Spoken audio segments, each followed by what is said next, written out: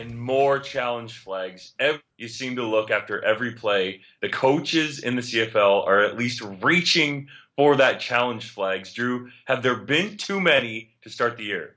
The short answer to that question is yes.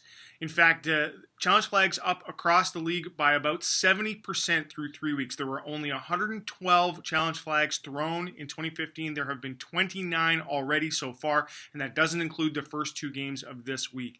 Coaches are also being more successful. 48% so far this year. They were 34% last year. What does that mean? Well, it means that coaches are throwing flags more often and getting those calls right more often. Why is that? Well, there are more things they can challenge, obviously, and that was one of the things that the league did over the offseason, added more things to the challenge list.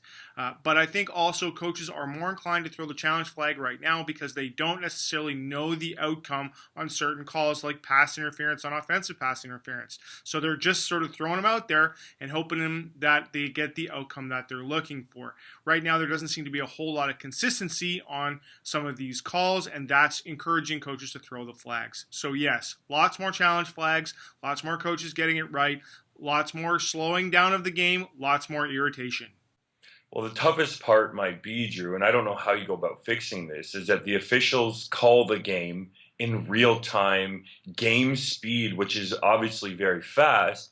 And then when you go to the replay, you can slow it down frame by frame by frame. So I feel like when the challenge flags are thrown now, there's almost a pretty good chance that when you do slow it down that much, you're going to find something wrong. Whereas if it was called at game speed, it's totally different. I don't know how you fix that, but that has to be part of the coach's thinking. Now, from challenge flags being thrown to possibly a challenge flag being thrown in terms of the way Drew Willy has played to start the season, he had lots of chances in that game against Edmonton. The Bombers should have had a big, comfy lead there, at least early in the game. Drew Willy wasn't getting it done, didn't get it done at the end of the game either. Is it time to think about starting Matt Nichols? Well, are we sure that Drew Willy is an elite quarterback in this league? That would be the bigger question. They are paying him elite quarterback money, but we haven't seen elite quarterback performance from Drew Willy this year,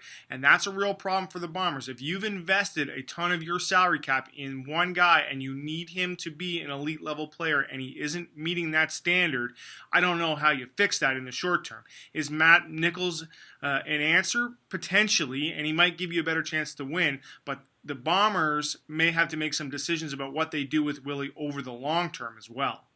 Seriously, because look at the rest of the roster. The defense played well last night. Yes, they gave up, almost 450 yards to Mike Riley, but they only allowed 20 points. And for much of that game, especially in the first half, Edmonton wasn't very late in the first 30 minutes. The kicking game has been much better, obviously, with Justin Medlock. He's missed a couple early this season, but I'm sure that's just a bit of a fluke here early. And the special teams have been good too. Kevin Fogg looks like a dynamite new kick returner there. So when you look at what's going on there, a lot of the problems have to point to Willy. The offensive line has played better. Andrew Harris has been solid, in particular catching the ball out of the backfield. They have some receivers that can make plays.